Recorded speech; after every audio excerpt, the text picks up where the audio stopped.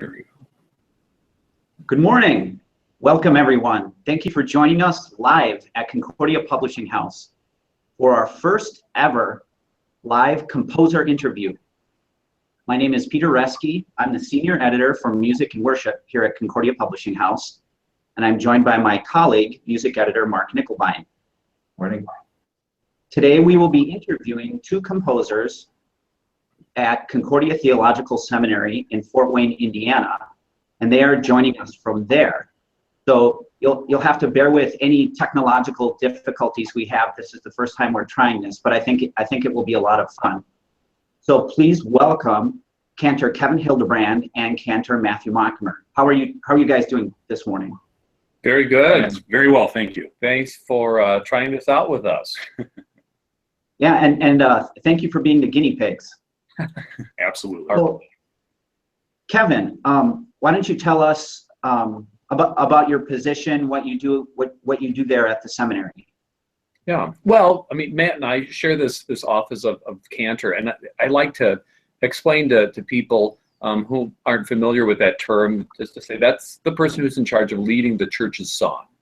And so we're entrusted with that responsibility, a joyful responsibility, here at the seminary, and we do that leadership through teaching students and through playing the organ and directing choirs and instrumental groups and teaching students how to sing, and that's how we do that job. We've got the best jobs in the Missouri Synod. And do you have a weekend job? Is all your music making at the seminary, or? Yeah, I'm cantor at St. Paul's Lutheran here in Fort Wayne, and so I play the organ there every week, and Matt directs the choir there also. So we figure we work together 5 days a week here. Sunday's okay too. and I should also say, when I was working here with Richard Resch, our former colleague here, we did that same kind of combination at St. Paul's, and it's really a great partnership. So I think some of our viewers and those who maybe only know you by your music would like to get to know you a little better personally. We'll start with you, Matt, if you don't mind. Tell us about your family and where you're from originally, where you grew up. Sure. Well, I'm the son of two church workers myself, so I kind of knew that situation from an early age. My father is a music director in the Detroit area in Michigan. My mom is a Lutheran school teacher. I'm married. I have 3 young children. We just had our 3rd child about 2 months ago, so we have a newborn at home now. And ironically enough, my wife is also the product of 2 Lutheran church workers. So we haven't strayed that far from the tree, which is great. But it's a busy life both at home and here at the seminary. But it's an excellent way to do this. So. And how about you, Kevin? Yeah, I'm also from Michigan. I'm glad to see that Michigan produces some good church musicians. I grew up on the west side of the state on a farm, and my sister and I both went into teaching, and the older I get, the more grateful I am, just both to my parents who made me practice. Like a lot of kids, I didn't like to practice piano until I was 10, 11 years old, but they were right. And also my home congregation and Lutheran school, where it wasn't an extravagant music program, but everybody did it, and it was very, very formative. I mean, we rejoiced in the hymnal, and everybody sang in the choir, for better or worse. But it was really a very, very formative and good experience to grow up that way. And I also like to say, when I was in 7th and 8th grade, I guess that's when I started to play the organ for church. It was one of those situations where one of the teachers played the organ, and it's just too much for one person to do it all.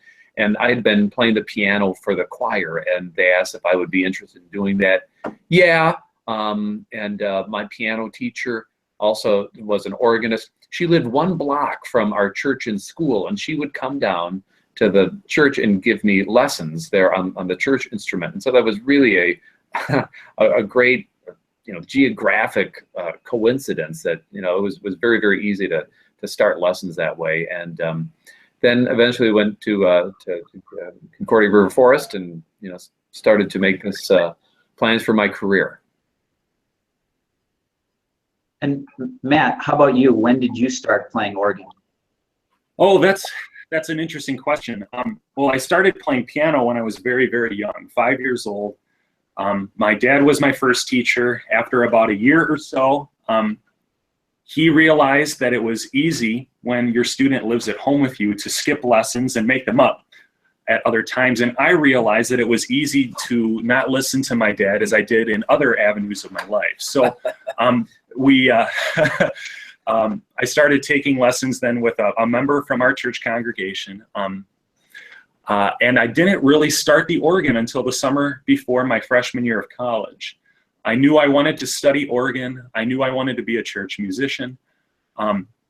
But I focused pretty heavily on piano all through grade school and high school. And that summer before my freshman year, I asked my dad, now that I was much more mature at 18, of course, asked my dad if he would give me a couple of crash course lessons before I went to Concordia River Forest also to audition for teachers and music scholarships and things like that. So I kind of came to the organ a little bit later. And now in retrospect, I wish I had done it sooner, but it's worked out well. And college then turned out to be a very, very formative time for me, just in terms of getting comfortable at the bench and getting that very practical service playing experience. But I didn't really do a lot of organ work until I got to Concordia.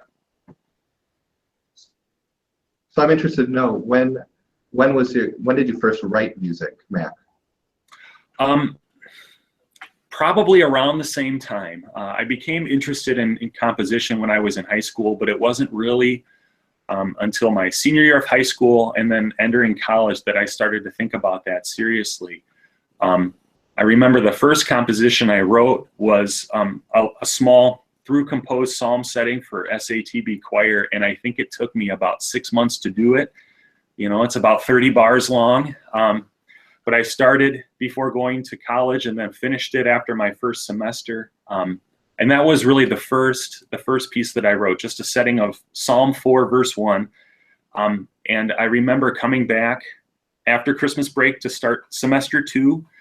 And the Schola Cantorum, the chapel choir there at Concordia River Forest, sang it for something. And that was an experience that I just will never forget. You get those goosebumps and the chills go down your spine. And after that, I was hooked. I could not stop writing.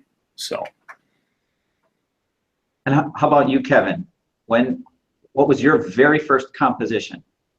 Yeah, I remember writing a couple things in high school. When I was had vicars for a few years, and so that first year we were getting a vicar. I wrote a hymn setting for the vicar induction, and I remember doing that. And then there was also a woman in our choir who wrote a little song, kind of homemade Christmas song, and wrote the words, and then she had a melody in mind, and she sort of sang it to me and asked if I would write that melody down on paper. And then I thought, well, I'll harmonize that. And I mean, this were not sophisticated things on my part at all. But then I think the next fall, then when I entered college, this must have come up in our music theory class, and I was interested in doing some more serious study. And the professor mentioned this to Carl Schalk, and he said, well, send him over. And he was very, very gracious, because I mean, this was not good writing at this point, but he was very interested. He just just keep writing as much as you can. You'll find any biblical text, secular text, and just that's the best way to do things. I mean, he said, a whole pile of stuff you'll never want to show anybody, but that's how you get experience. And And then there were a number of us that wanted to take, formal, for credit class, and in fact, then Richard Hillert came out of retirement to teach the group of us for a few years there at college. And that was a great experience. Yeah, so here's a question for both of you. What then was your very first published piece with CPH? Why don't you go first, Matt? My first published piece, I believe it was back in 2007. I was still a student at Concordia at the time. It's a little organ partita on Lasst uns erfreuen, that hymn tune. And it was actually started as a project I did for composition lessons I took for a year with Professor Jonathan Kors at Concordia, who is still there now. And that was one of my first assignments to do. So I went back to it after a little while and edited it so I had it the way that I wanted. Like Kevin, you go back to some of those early things and you think, I don't think I would do this the same way again. So so that was my first piece, which I guess now would be 10 years ago now, but 2007.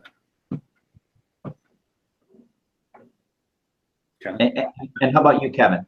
Mine was earlier than that. I think it was maybe 97 or 98. I mean, my first teaching position was at a church and school in the Detroit suburbs, near where Matt grew up. I wrote, it was a setting Psalm 121 for, I think, unison and two-part choir and instrument. I wrote it for my nephew's baptism, and he's now 21 years old. That text of the Lord preserve your going in and your coming out from this time forth and forevermore, from the baptism liturgy, is that antiphon for that piece. And yeah, that was the first one. So Kevin, I'd like to talk a little bit about one of your latest pieces that we recently published, The Gifts Christ Freely Gives. And the text of this, you mentioned Richard Resch earlier. The text is by Richard Resch. How did this choral piece come about? Yeah, well, first, and you're right.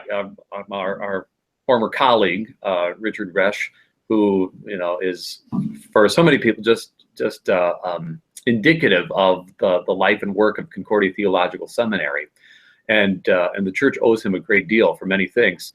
I like to say there's very few people who are gifted in writing both musical things and text.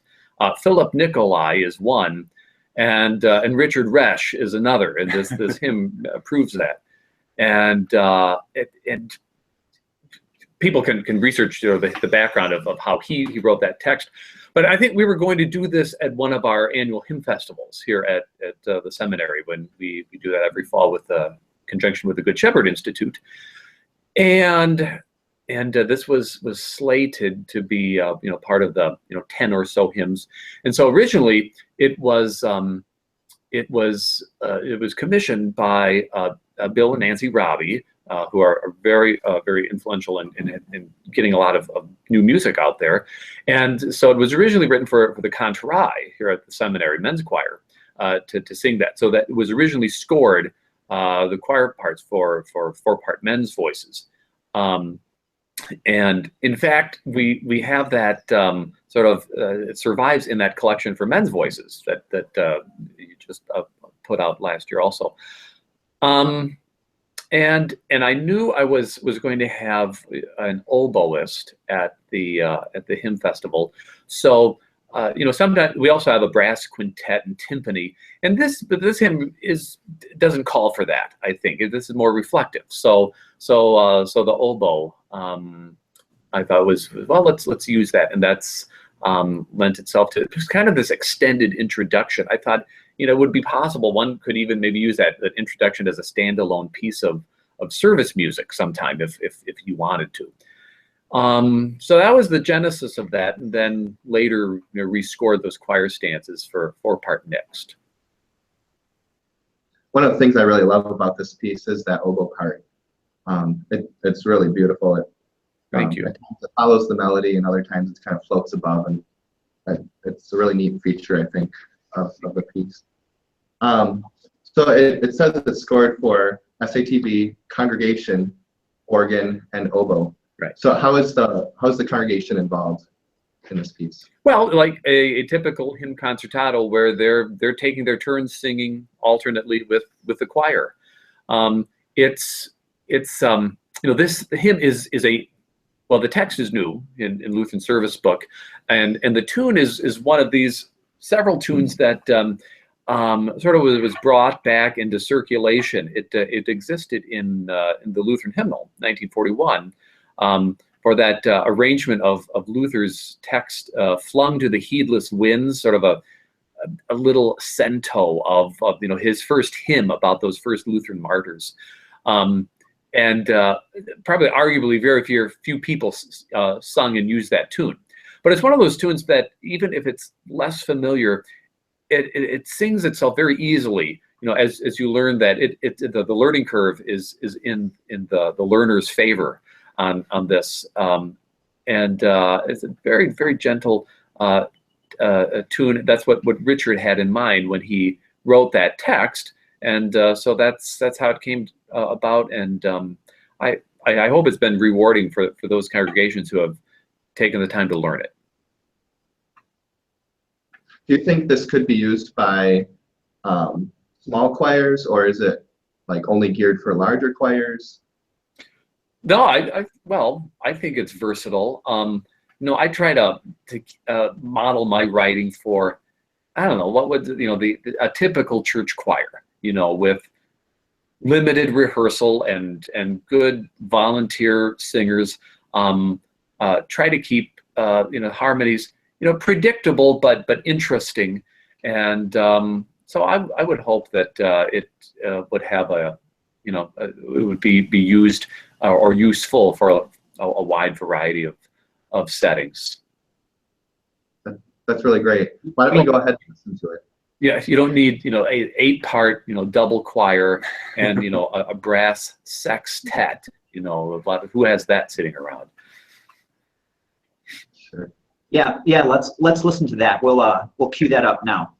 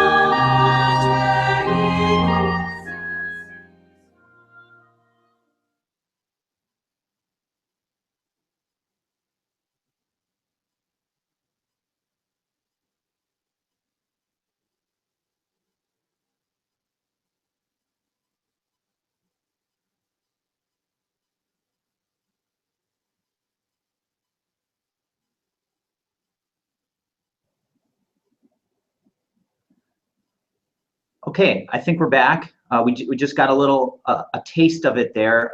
An absolutely lovely setting, and I think I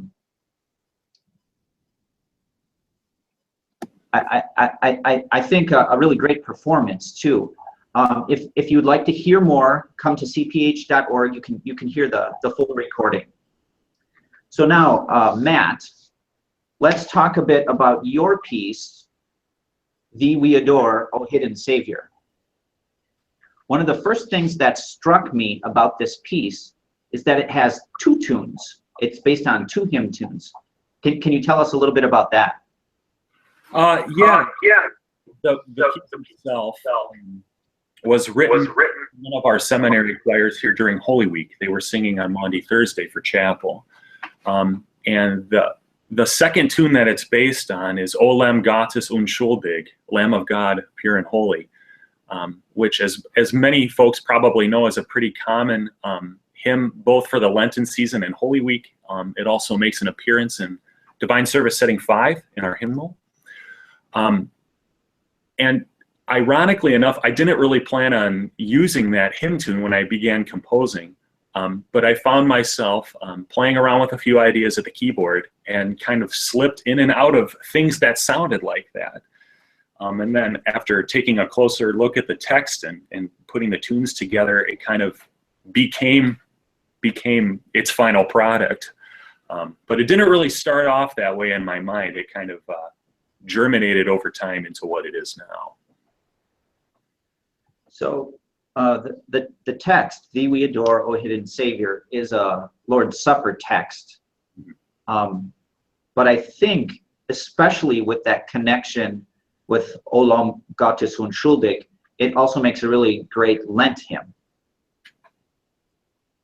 Yeah, I would agree with you there. It's Thee We Adore, that text has some really vivid imagery, especially stanza 3 talks about thou like the pelican to feed her brood did pierce herself to give us life-giving food. It's just some really beautiful imagery, and it, at least for me, and perhaps some of that was because, like I said, I wrote it initially for chapel here at the seminary on Maundy Thursday. So, you know, you're kind of drawn to think about the Lord's Passion and the events of that last week of his life. And so it made Lamb of God, pure and holy, and Thee We Adore kind of coming together a little bit more of an obvious connection to me than perhaps it would have been at another time of the church year. So that's kind of how that began. I think a lot of people may have the conception that you're at the seminary, you probably have unlimited musical forces. And, you know, Maundy Thursday at the seminary, you should have, you know, full choirs, you know, all the instruments available to you. But this is scored for 2-part voices, congregation, organ, and 1 or 2 instruments. Why such compact economical forces? Well, that's a great question. And a lot of times at the seminary, I think a lot of the things that people see are larger events. For example, the Good Shepherd Institute that Kevin was just referring to in the fall. We are just on the tail end of our Symposia week here now, which is also another very large event. But really, the day-to-day music making here at the seminary is, I would say, very reflective of what you might find in your typical Lutheran parish. We're working with our students who as they do in the parish too, with our volunteer singers, come from a variety of backgrounds, have a variety of musical abilities, and may or may not be as familiar with music making. So in that sense, it really imitates what you might find in a typical church. And a lot of the music making that we will do for chapel on a daily basis reflects that. So this particular piece, that day in chapel, was just written for one of my chapel choirs, which really sings repertoire and sings in a liturgical way like your typical church choir would do. We have a limited amount of rehearsal time every week. And the piece was written to give them something beautiful and effective to sing on that hymn, and also to help teach the congregation that melody, which might not be as well known. And the instrumental parts, again, were written with two specific students in mind, with limited rehearsal time. And so those types of things, I think, are maybe some of the most important work that we do here at the seminary, because it prepares our students for what they will encounter in the parish and teaches them that there are a variety of ways to do the Lutheran liturgy and the hymnody in a beautiful way. And it doesn't have to necessarily be big and bombastic and involve a multitude of musicians. Yeah, I think that's great. Why don't we listen to a little bit of that now? Let's cue that up.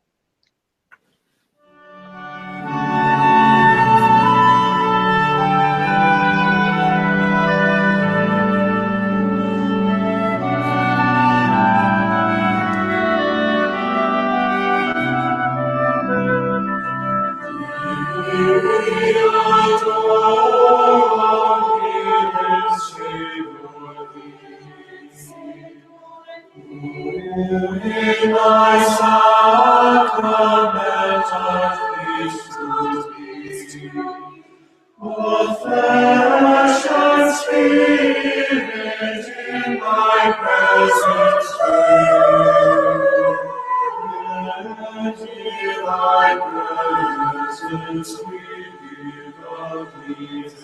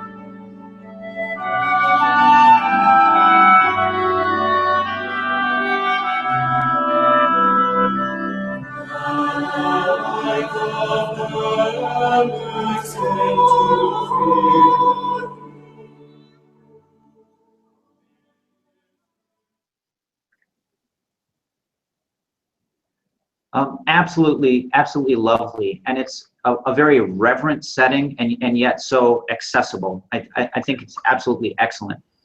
Thank you very much. Thank you for that, Matt. It's my pleasure. Thank you. We have about 1 minute left, so a very quick question for both of you. What do you have coming up next? What choral music can our viewers and our church musicians out there look for from you coming from CPH? Kevin, how about you? Yeah, well, there's a new hymn setting that was a new text by Lisa Clark, and a new tune original by myself in a choral and brass setting that was written for a local St. Louis church anniversary, Hope Lutheran, and the hymn setting will be published. And then there's there's a two-part setting of the John 3:16 text. And it sort of couples that text and then weaves in, maybe is sort of taking a page out of Matt's book. Then the hymn, God loved the world so that he gave, that is sort of becomes a counter melody to the melody for the biblical text. And then I have a hymn setting as well, a setting of Luther's Creed hymn, "We All Believe in One True God," which is appropriate given now that we're in 2017, the 500th anniversary year of the Reformation, but a hymn concertato for congregation, 2 or 3 instruments in unison choir. It's kind of a pseudo-Baroque sounding type of composition. And then a choral piece that was commissioned by a church in Michigan. The text is "The Day of Resurrection" from LSB, but with a new tune for 3-part choir, SAB, and an optional congregation at the very end, but also could just simply function as a standalone choral anthem. Well, that's great. Everyone can look forward to those coming out this May from CPH. And I want to thank everyone for tuning in and watching us today, and especially thank you both, Kevin and Matt, for being here. You're very welcome. Thank you very much. All right, have a great day, everyone. We hope to talk to you again soon.